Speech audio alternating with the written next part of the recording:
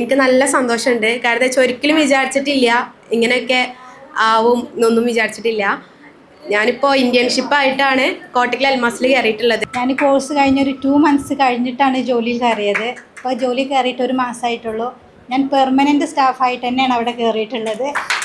മാഷാ അല്ലാ, ഞാൻ first salary വാങ്ങിയപ്പോൾ ഭയങ്കര സന്തോഷം, അഭിമാനമാണ് ഇപ്പോൾ ഞാനിവിടെ നിൽക്കണില്ല. എനിക്ക് തോന്നുന്നു ഞാനിപ്പോൾ വർക്കിന് കയറിയിട്ട് 2 മാസം ആവാനായി.